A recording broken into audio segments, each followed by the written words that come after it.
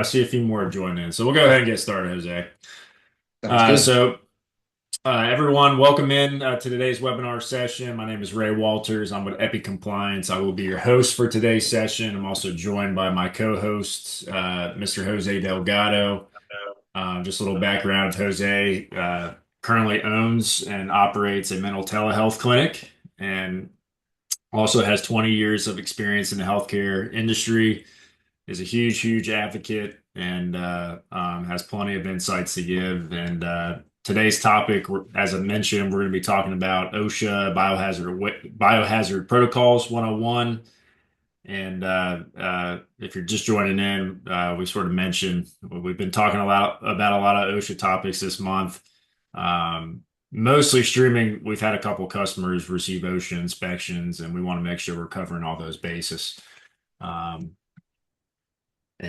yeah, so without further ado, Jose, where do you think we should start today? You want to talk a little bit about? So, so when we're talking about biohazard waste, your policies and procedures need to be trained on, right? Like your staff needs to know what is considered a biohazard, what needs to be thrown out where, when it needs to be thrown out, because these auditors are looking for any little thing. If anybody's experienced an audit like this, what OSHA is going to do is they're going to come in, they're going to ask what the policy and procedures are, and then they're just going to look in your trash real quick.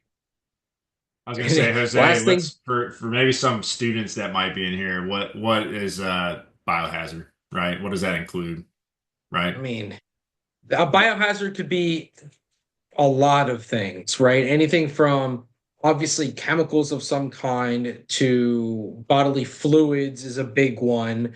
Um, Even in some cases, body parts, depending on where you are, what setting you're in.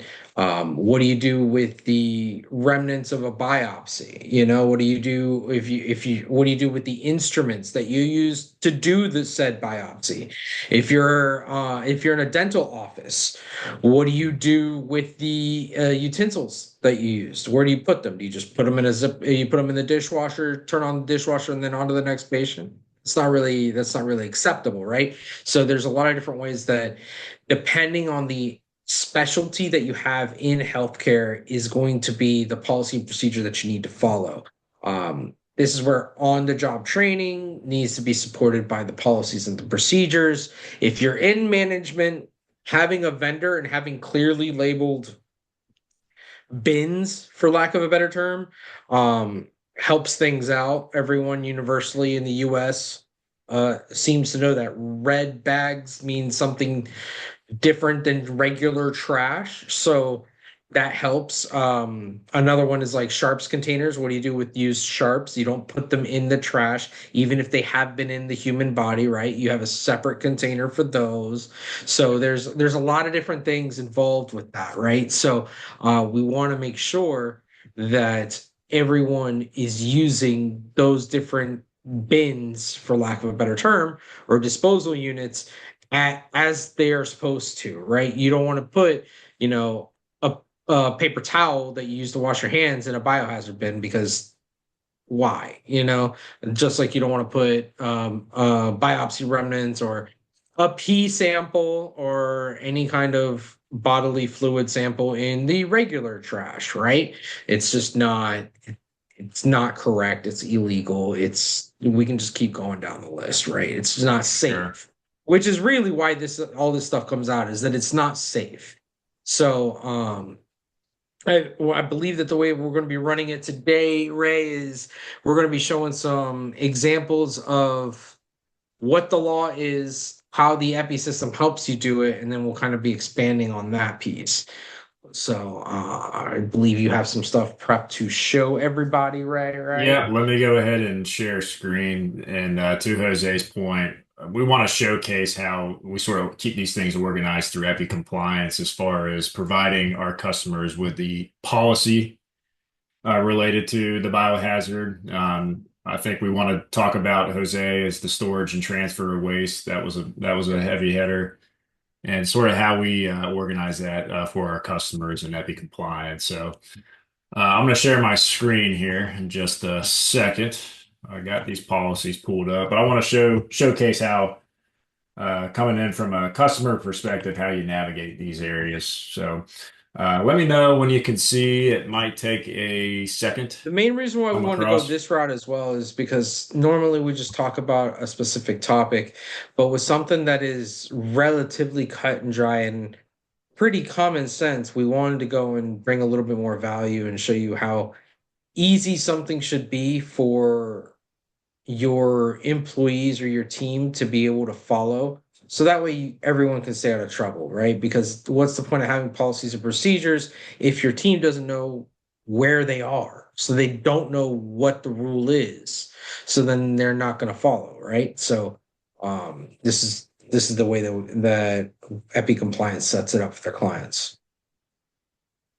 Jose, can you see screen by the way? And Yes. those Yes. that are here in the audience, this you can just put your hand up or just throw an emoji in the chat. I just want to make sure everybody can see this screen here. I'm gonna. Is it pretty clear on your end, or do I need to Yeah, zoom no, in no, just it's a clear. tad? I'll zoom in just a little more.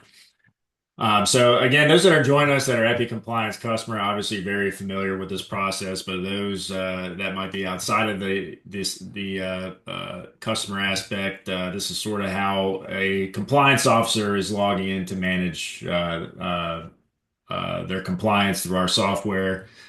This is essentially me logged in as a compliance officer. Now, sticking to the OSHA subject, and that's one of the components of our product is our customers get access to policies and procedures, and the way we sort of present that here on the system, we call it forms and policies. And you can see the way we keep things organized here is by each area of compliance. And obviously, we're going to be going to our OSHA, right? So we have policies and we have forms. Now, Jose, if you will, sort of talk about, obviously, I'll pull up an example Sure. here, but talk about the difference. Uh, Yes. So the policy is what is the rule for the practice. The procedure is how are we complying with the said policy, right? And each one of your policies should have a legal reference to some kind of CFR or USC number, USC, which is basically just the federal regulation or state regulation or department regulation for the various things that govern over the healthcare industry, right? So one of them, for example, is the first one that Ray has on here. Determine the degree of exposure. You've got the legal reference right there, ready to rock and roll. Uh, and that way you can just punch it in the face. You can easily find what you're looking for. You just search tab, what do you need? Perfect. It'll pop up and you keep on going.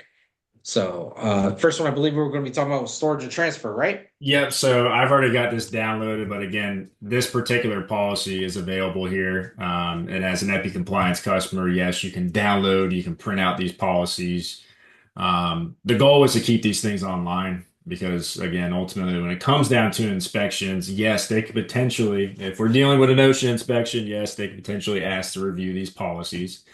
Compliance officers will have the ability to come in here, they can download, print out a copy, hand it to inspector. Simple as that. And in a few of these cases with our customers receiving these OSHA audits, that's essentially what they've been able to do. But yeah, let's talk a little bit about the storage and transfer away. So I've already downloaded this policy. Um, so this is essentially what it looks like. And to Jose's point, each of these policies do have that legal reference attached, right? So Jose, I don't know if you want to expound on this particular So, a little further. one of the reasons why I know that Epi Compliance puts the legal reference there is for that one person on your team that is always like, I don't have to do that. Where does it say I got to do that? This is where it says you got to do that. Pound sand. We got better things to do. Go look it up on your own time. Let's just get this done, right? So, honestly, what Epi Compliance does, it gives you a default set of policies and procedures for OSHA, OIG, HIPAA privacy, and HIPAA security. And then if you want to modify or customize, then that default policy becomes a roadmap of what should be in said policy to comply with said legal reference, right? So for this one, it's talking about the 30-day time period uh, with non-sharp biomedical waste into a red bag. Boom. And then sharps containers go into a sharp container. Perfect. Now, if you were to customize this, you would go and say, maybe I would change it to we're a small office. Maybe they don't come more than once every 45 days to pick up the biohazard waste. Right. Maybe the sharps containers get picked up a lot more often, and that's, once every 2 weeks. Maybe I'm a surgery center, which means that every week that stuff is going out, right? So it all depends on what kind of need you have there set up. I would honestly base it off of what you have your vendor doing. So if your vendor is picking up the biohazard waste and those sharps containers, just base it based off of that. Move on with life, right? Sharps containers, it tells you, hey, we shouldn't be overfilling sharps containers. Again, OSHA is all about common sense. And if you've been in the workforce for a little bit, you know that common sense is a superpower nowadays. Just like I've seen it in not a bunch of offices, but in several offices where just like people overstuff a trash can, they overstuff a biohazard bin or a sharps bin. And the difference is that with biohazard and with sharps, that can cause an additional set of liability, right? Because Say the liability and practice now fees. all of a sudden, go ahead. I was going to say liability and fees that come with it. Yeah, yeah. So fees if you get audited, right? Liability if you overstuff it and then it falls out because somebody's got to pick that stuff up. And then you got to clean that stuff up properly because if not, now you have another problem entirely. But one that we have dealt with on the consulting side was they overstuffed the sharps bin. When the sharps bin spilled over, employee went to grab stuff to throw it into the next sharps bin, and they stuck themselves. Well, guess what, ladies and gents? They don't know what that sharp was, what patient that was with. So we had to do the whole battery of tests. We had to fill out the sharps log. It was a whole workers' comp thing. Luckily, the patient didn't catch anything, but this can be an unnecessarily serious problem to have. So definitely train your team. Hey, 90% needs to be closed and then move on with life, right? I understand we want to save money as an admin, but we got to find other spots where to save money rather than on the biohazard waste side of things. So if anybody's got a problem with that, I mean, hey, I'd love to hear the argument for overstuffing biohazard waste. I'll wait, but I don't think anybody's going to take that side. So when it comes to the transfer, usually with your vendor will stipulate how they're going to pick it up, where they're going to pick it up, when they're going to pick it up, right? So they may go into every exam room. Highly doubt that. Usually there's a spot where at the back of the practice or outside by your regular trash can, you'll have where you can throw the biohazard waste bags, or it'll be in regular trash can, like bigger trash cans, but not quite dumpsters, right? So it all depends on what your setup is with that vendor. I would definitely, if you're going to customize this kind of policy and procedure, use this as a roadmap. Honestly, there isn't that much to talk about with this. It's just don't be stupid, right? So a lot of times what I like to do as well with biohazard waste is also go over the SDS, which isn't something that we're going to be going over today, I don't think. But if you don't know what the SDS is and you are of a certain age and generation, you know it as the MSDS, all the cleaning solutions and products that we use in a medical office, right? All the chemicals that we use in a medical office. That's where you can go in. We can Oh touch yeah, on you want that. to actively search it? Yeah. Actively search it. EBI Compliance provides a generalized SDS compendium. And to Jose's point, yes, they want to see all the common chemicals that you'd use at your practice. And here, let's do let me see if a quick view will work. I'll just download it. I'll just download it. There we go. Now, because this is a default, right? There's Notice how we got the 241 MSDS this on here thing. too. Yeah, I would. Well, I mean, because it used to be called MSDS, Yeah, it right? used to be. Used to So, be. Formerly known. what I would say is honestly, every office should have their own SDS just because of the different amounts of cleaning agents alone that different cleaning companies use. You'd have to be updating this thing all the time to keep it up to date, and most people are not going to use all these. So it's much easier to just have your own SDS. And if you have any doubt as to what an SDS is, it is your safety data sheet for any of these items that we use for cleaning or for any kind of real solutions that we use for the practice. Okay. Um, and this is why it's so long, as you can tell. It's got everything in there that you need to know for people that decide to ingest it, which is absolutely wild. For anybody that needs to know what to do for poison control or anything like that, or allergic reactions, or, hey, is it flammable? Is it not flammable? Is it pick a scenario. That's what all that information is there for you. If you are in a situation where you cannot find the SDS anywhere in regards to a specific product that you have, the manufacturer has one. You just have to ask them It's for it. free for the most part. It's a standardized thing. It's Yeah. not a big deal. If you've got some special cleaner that you use because pick a reason, or maybe it's your cleaning company or whatever, right?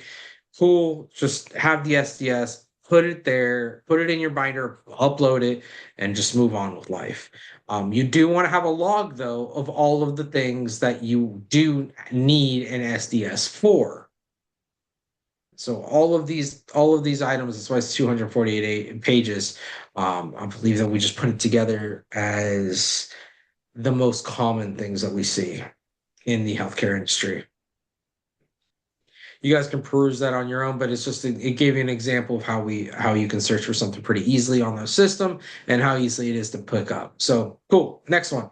I was gonna say, Um, Jose, I wanted to go back to this because it kind of goes yeah, in tandem perfect. with the policy, right? Perfect. As far as you want to keep record of these things, right?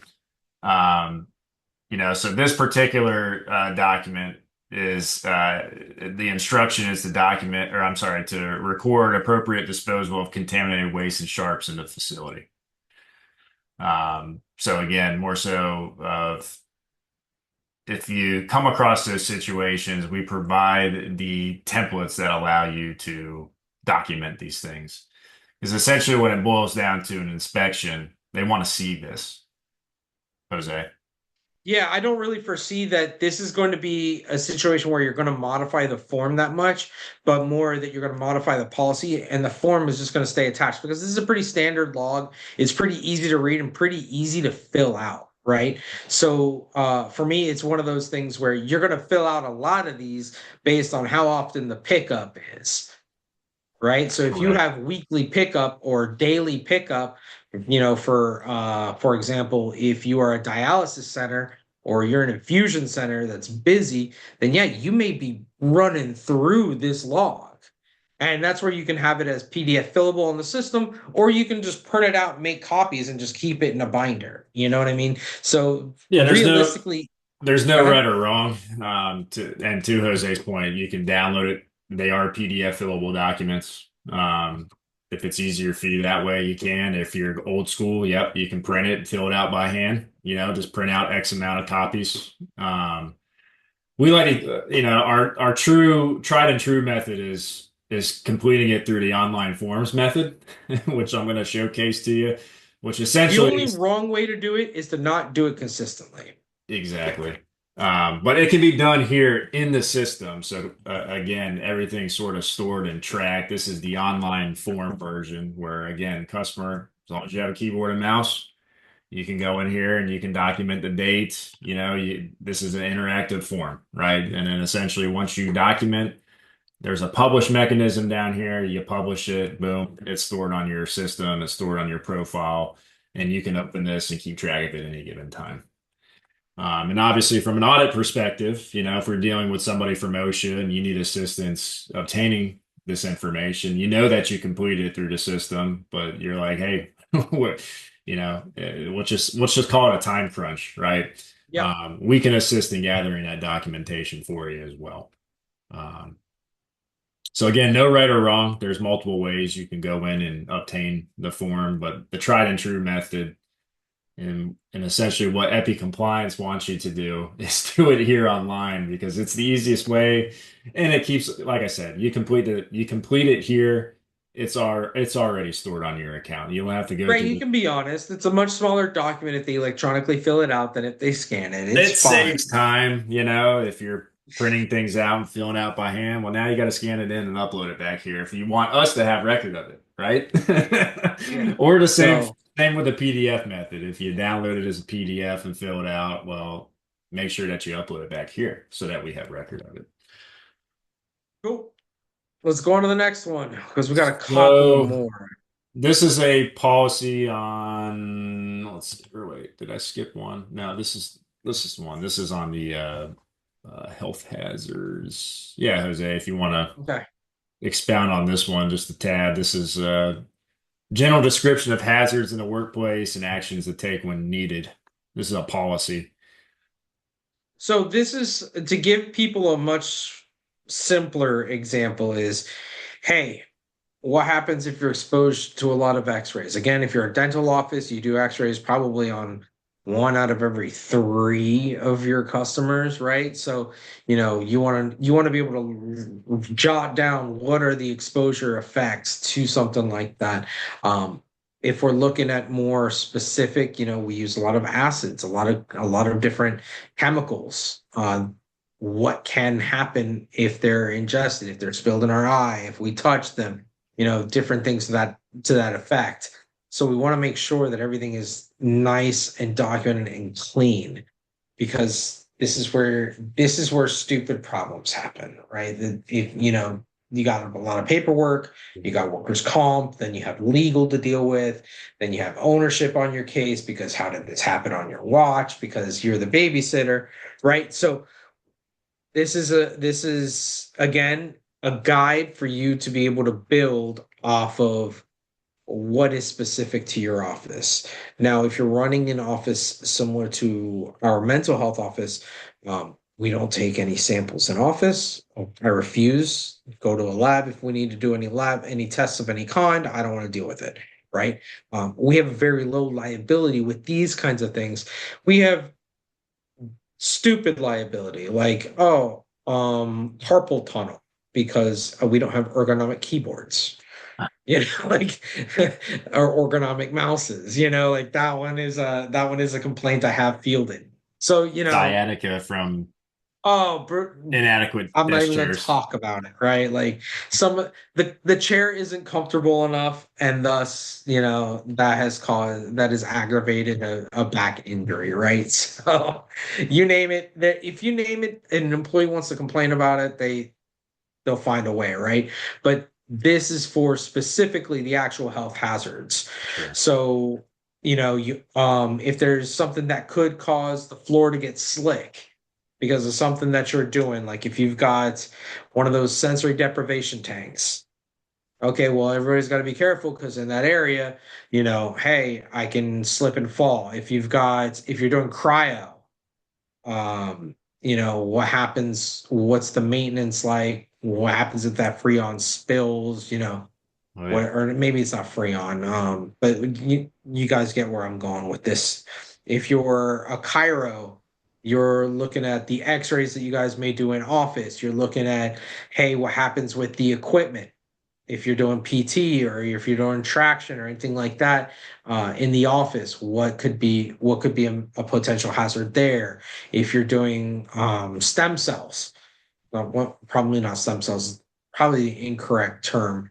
You're doing injections, right? So stem cells aren't FDA legal, but exosomes and things of that nature, you can get into the gray area. Not going to touch that. But again, you're getting into, hey, how do we do with this autoclave? What happens with the needles? What happens with the what happens with us documenting, making sure that samples are from different to the correct people. If you're in a sperm bank, if you're in a cryogenically freezing eggs, Like we can just keep going down the list of different environments where you got to keep track of all this stuff. Medications, if you're in infusion, again, if you're in infusion or you're in dialysis, how are these being stored? Who has access to them? All of these different items just fall under these kinds of health hazards and policies and procedures. So make sure that it's very clean, everyone knows where it is, and you keep on moving. And I think the form I chose Oh with yeah, that no, is this is a good one. obviously This is a good one for exposure, right? So hey, we put the common routes on there. This is a nice and clean way if you don't have an HR department that you Mhm. can operate as your own HR department and make sure that you capture all of the necessary information. Right. So, what, you've got the basics on there of the who, the when, the what, where, and the how. I mean, Right. this is where after every time on the bottom, especially, you want to take a look, is this user error or was this a a problem with the actual systems that we run in office, right? So maybe we're like we had one that they would prepare an IV solution in one room and then they would carry it to another room when the IV bag shouldn't even be prepped on site anyways. That's a whole nother thing. But what happens if they bring the wrong one into the office, or what happens if it spills and then they slip on it? What happens? All of those different things we can take a look at and say, nope, just user error, or nope, just it's an institutional problem, and we can address it by looking at these different factors. If it one that happens a lot that is underreported and ignored often is in nursing homes and in hospitals. How many people does it take to lift the patient off the bed and onto a wheelchair, or to move a patient from a wheelchair to the bed or to the bath or to the toilet? Like that one is completely underrated. It could take one person. I don't know if you've tried lifting a toddler when they don't want to They- get lifted, but that 40 pounds turns into 120 real fast. What happens when you have a 120-pound person and they do have an injury that you have to be careful of, along with trying to get them someplace? All of a sudden, this is not a very easy one-person thing. This may be a far easier it's the two-person thing. it's the patient compliant Is the as patient well. compliant? Is the A patient lot of awake? factors. A lot of Yeah, factors. is the patient awake? Where is the injury? You know what I mean? Like there's a lot of factors here that something like this I could see being filled out quite often. And this is where you have that in the HR or in the lunchroom, that board that says how many days it's been since an incident or an accident.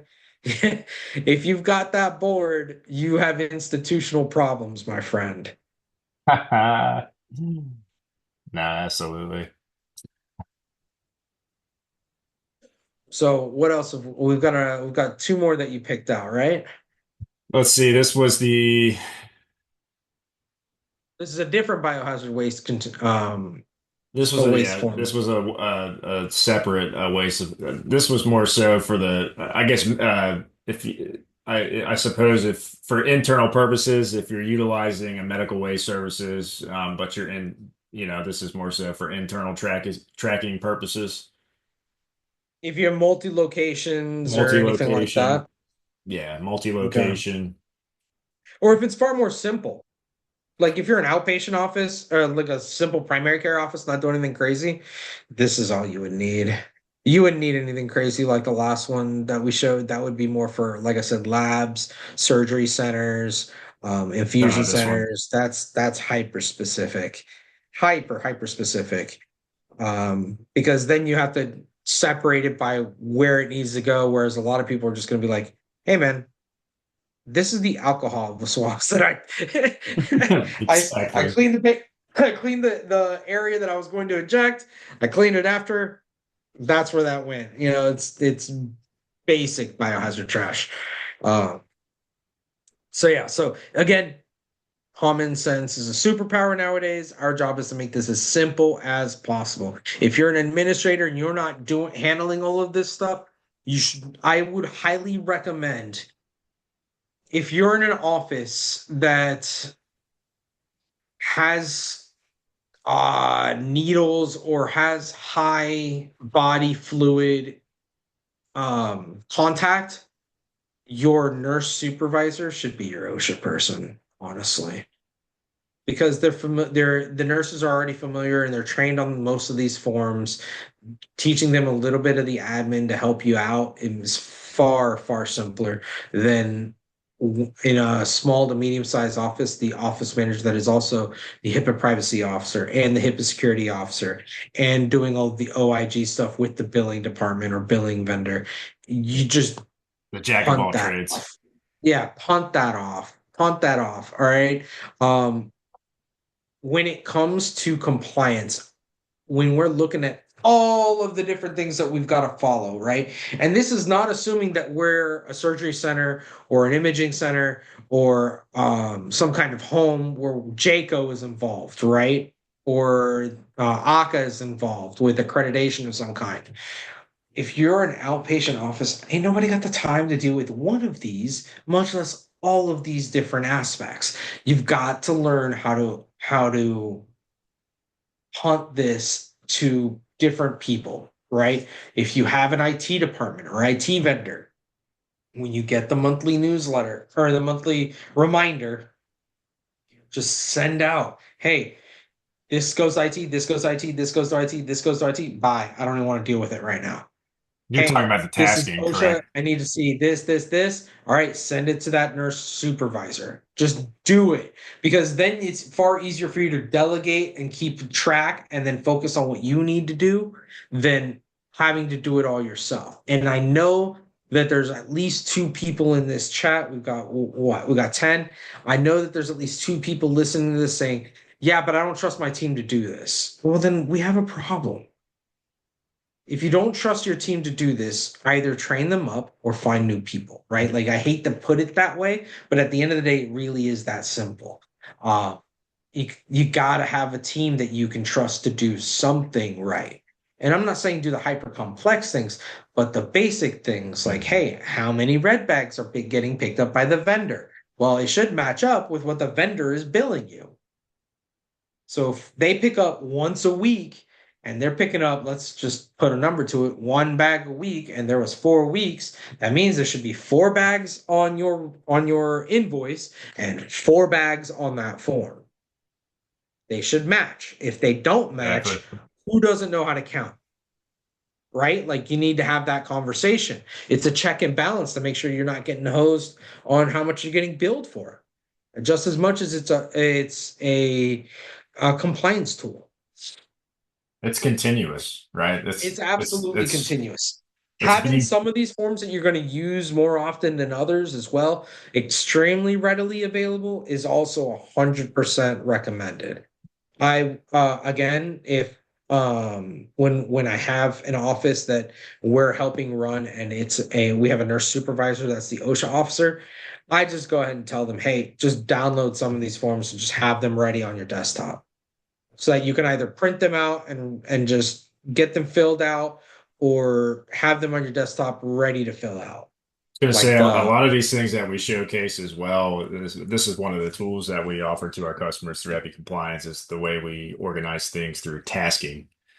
And in other words, we're providing those templates for you or for the compliance officer, and you're essentially going in and filling in the blanks, right? And then, as I mentioned, in a perfect world, you're going to do everything through the system, and that's where everything's going to be stored and tracked, right? And that's if you're not printing or downloading this as a, PDF. Like I said, if you're going through the motions on the system, all that information is going to be tracked here. Now this I'm going to say this as a consultant, right? If I want an effective compliance program in my practice, it cannot stop me from doing business. It has to help me do business, right? So when we do certain things that whether it's OSHA, whether it's HIPAA, whether it's OIG, whether, like I said, whether it's DEA, whether it's ATF, right?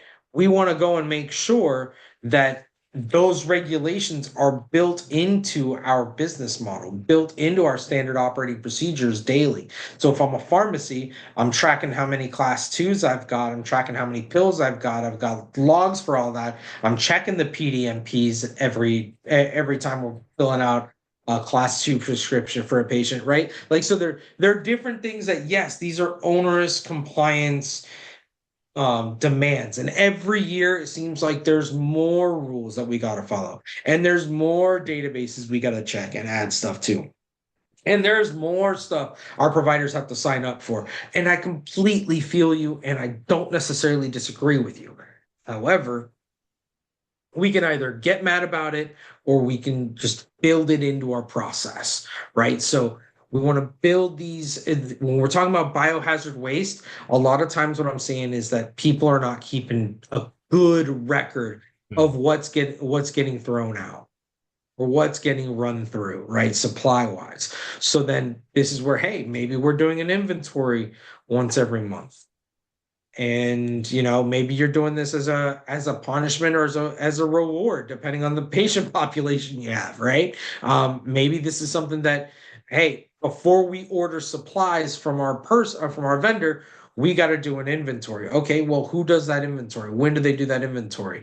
They should go ahead and just count out what they're doing with the biohazard waste while they're at it. So that way you know exactly what you need to order. So there's a lot of different ways that you're probably already taking into account these different federal regulations because they're common sense, but you're just not tracking it properly to show that you're complying, right? Gonna throw training in there too, Yeah, so that's a training huge is aspect. extremely Biohazardous important. waste training. Yeah, so everybody tends to be pretty good about their initial or their annual training, but don't forget that you want to kind of train people throughout the year. And what I mean by train people throughout the year is not sit them down, spend an hour, go over the same training they already did for their annual. No, no, no, no. Just pick one thing. Hey, life changes a lot throughout a year. We change vendors, we change locations, we change providers, we change EHRs. Like I could just keep going down the list. And I know all of you are just like, God, I hate when I did that the last time. So what we want to do is just keep track of that. And hey, we made this change. We expect this change is going to affect A, B, C, and D. So for the next week, every day at lunch or 5 minutes before we start the day, we're going to go over how it affects A, how it affects B, how it affects C, how it affects D. And then the last day, we'll do how it affected things that we didn't know it would affect. Because there's always those scenarios. You can't be afraid to make those mistakes. You got to make those adjustments. Hope that helps. I hope that brings a little bit of clarity and a little bit of I was gonna say, relief. I guess going back to, obviously an overview of the biomedical waste operation plan. Would you say step one is obviously identifying what sort of waste that you generate for starters? If you don't already know Yeah, that, you should know that, right? yeah. You know, And you should log down what it is, what biohazard waste you're going to be getting. yep. So that way you know what you need to address. What are the risks involved to your employees? What are the risks involved to your patients? And then how you need to address all of those. And obviously addressing how to contain, label, and store, right? Yep. Who's responsible Yep. for handling and transporting it? We sort of talked about that, Yep. right? Your medical waste disposal companies and or Yep. yourself, depending on the amount. How Uh, you're cleaning equipment. yep. You want to make sure that you have very nice and tight. And usually, how do I clean equipment is usually tied into from the manufacturer, right? But we want to make sure that that's part of the OSHA process as well. So that way, if there's a scenario where we don't want to get into um, somebody doing something they shouldn't do, right? I'm going to give you one quick example that is healthcare related, one quick example that is not healthcare related. So the non-healthcare one, I used to work at a grocery store back in college. If you're in the Southeast, you can probably guess which grocery store it was. It's the one that's been growing like a weed that everybody goes to. And if you don't know, go get yourself a pub sub. Pub sub, So eh? if you go to the deli, they have specific rules for how you clean those slicers. Because if you do it wrong, you're gonna lose a finger. I can't tell you how many times we saw people get cut because they weren't wearing their cutting glove, PPE, Listen, Jose, you're right? talking to a Publix deli veteran over I here. didn't. Yeah, I know that. I mean, I used to work at deli For back in for college. the audience, I used to work full time deli, so very for public supermarkets, very familiar with what Jose's putting down. You have to. There Yes, was certain protocols that they have in place that you have to follow, you or had to follow. which Now, through my there's tenure, I've the never health. seen anybody cut a finger, but I've heard stories, and I've yeah, that's Those not fun. slicers cut even Oh when yeah, they're off. oh yeah. That cut is Gotta clean. have that But blade then, closed. Gotta have that well, blade and but then closed. the Step the one. the problem. Well, what do you do when you're cleaning the blade, right? But then once a finger gets sliced, the way you have to break that machine down to clean it and all that stuff, and everybody that's got to get involved, it's a nightmare. Now, let me show you another one that's not necessarily cleaning related, but it's just day-to-day use. In mental health, there's quite a few offices that are doing something called TMS. It's based off of really big magnets, based on use from the manufacturer and risks to the employees. You're supposed to wear certain PPEs in the regards of like headphones and Yep. things of that nature. A lot of employees won't do it, and that can cause hearing loss. So then you have to go and be a parent and be like, hey, where are your What goes on? headphones at? Right? So I'm giving you two easy examples that hopefully one of them will resonate as to, hey, I I don't have to do anything because the manufacturer's already telling me these are risks. Perfect. Now I just got to document these risks as part of my OSHA platform and OSHA compliance program, and then my training. Hey, all right, let's break down how we clean this slicer safely. Hey, let's break down the use. We saw somebody have an incident yesterday where they weren't wearing what the protective equipment they were supposed to wear. That can cause issues. You just keep going down that line, right? So, if Absolutely. anybody's got any questions, please feel free reach out to us. If anybody's got any topic ideas for later on down the road, please let us know. We're always open to suggestions because we may think one thing is important and interesting, and the audience may think of another. So, what do Yeah, we and like have I coming said, up next, Ray? this one was suggested by a customer. So again, we appreciate any Yep. topic suggestions, whether it's OSHA related, HIPAA related, Medicare related, or just in the compliance space in general. Just let us know. Would gladly cover that.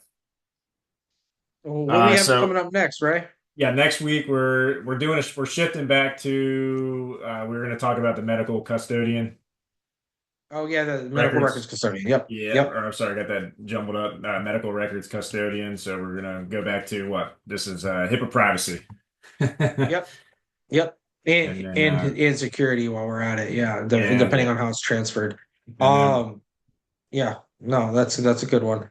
we're looking to interview with Rick Acevedo again as well. I'm trying to solidify some dates, but it'll be in May.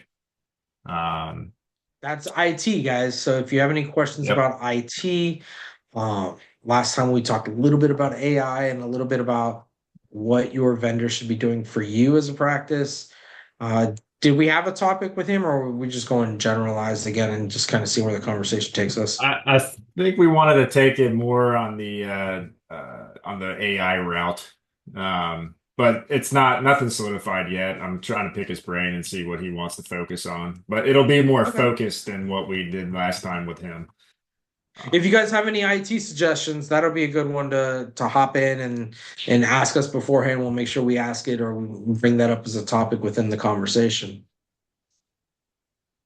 Absolutely, and just to let everybody know, if you had anybody that was planning on attending this that couldn't make it, we will be putting this episode on our YouTube channel. I'm going to post a link here in the chat. This is our 73rd episode now, Jose. We've been doing this Oh since wow. October of 2023, so plenty of previous episodes on there. Please take a look at our catalog. Like I said, I'm sure there's something in there that you may be thinking about that you'd like us to cover that we might have already done so. So just put the link in chat. And then as far as this video is concerned, we'll have it up as soon as tomorrow. Cool, cool, cool. Other than that, Jose, is the juice worth the squeeze? With what? In what respect? That's just Dr. Headley mentioned that you're saying, and he wanted me to mention it to you. So you can put it in the Absolutely. context that you want to put it in. I always use that Absolutely. saying when we're dealing with inspectors, right? And they're EPI compliance customers, and you're utilizing our system to the fullest extent. So we have all the documentation on file, right? So we generate these reports, give it to the inspector. Guess what? Juice isn't worth the squeeze. Yeah, usually I use that in regards to time and money Yeah. and things to that respect. That's a big thing. Hey, You that know, goes. what makes my life easier. Hey, listen, it's either you get fined tons of money or you do what you need to do and stay compliant. With compliance, with compliance, you cannot address it the way that you can with normal business operations, right? And Right. that's a lot of people moving in from the private equity realm. They understand compliance, but they don't understand how much it's interwoven with our daily operations. So they can get really, really, really messy. Uh, and that's where I find a lot of burnout comes into play on the admin side because they're like, I don't know how to keep up, how to keep down my labor hours when OSHA, and then when if your team is unionized, and then that kicks in as well. So you have That's a tough. collective bargaining agreement that you got to worry about. And then you've got this to worry about, and then you have how much money is coming into the department to worry about, and it's underperforming another location that has a completely different population set. So there's a lot of different factors that are causing burnout on the admin side. And honestly, a company like Epi Compliance is going to help you stay above water with just being able to decide on where to go and what to focus on outside of But your that's daily certainly job. another aspect as well, as as far as policies and healthcare regulations constantly changing, constantly evolving. That's something that we try to stay ahead of the curve on for our customers, to make their life Absolutely. easier so they're not stressing and am I behind. Um, Yeah. Well, I mean, and we're coming up on May, so I was soon if gonna there's say, any, I haven't been able to keep track of it, but usually right around mid-May to early June, the Supreme Court releases all of their opinions. So if there's any healthcare related ones, I we'll was gonna have say the time to the digest it. final rule. You said September for all Yeah, this. final rules are, and so the end of the public commenting period is coming up. So if there is anything that you are wanting to comment on to affect any protocols from department specific, so if it's from CMS or HHS or FDA or ATF or DEA, or just keep going down the alphabet agency list, then now is the time to take a look and see what you can publicly comment on before that time is done and they make a decision based on the lobbyists and the hospitals, because lobbyists and hospitals are always throwing stuff in there for the public comment. Yeah, maybe we'll do a webinar that'll cover sort of the mid. I guess you said May is when they stop the comments, Yeah, or usually mid to yeah, late May at the end of the huh? maybe we can assess some of those comments that were made, and Yeah. Yeah, we could take a look at one of the, if anybody's got a specific topic that they know is coming up for public comment, or we'll pick one. Um, the HIPAA security one is probably going to be massive and overflowing with comments. So we can kind of see how that goes. no, absolutely. Let's look into that. Cool. Well, I appreciate everyone's time once more, Jose. Appreciate your insights as always. And everyone, just be on the lookout for some correspondence. You will receive the link for next week's registration, as I mentioned, tomorrow we'll be putting this up on our YouTube, and you'll receive an email with the recap. If you want to share that with any of your coworkers or, like I said, any attendees that were not able to join us. And if you have any topic suggestions, you don't have to put it in chat here, but you can always reach out to us via email Yep. and let us know. Yep. Any specific questions like that, please feel free. We love being a resource for everybody. Absolutely. Thanks, All right, Jose. guys. Well, you Have a take good one. care. Thank you, everyone. We'll see you next week. Bye.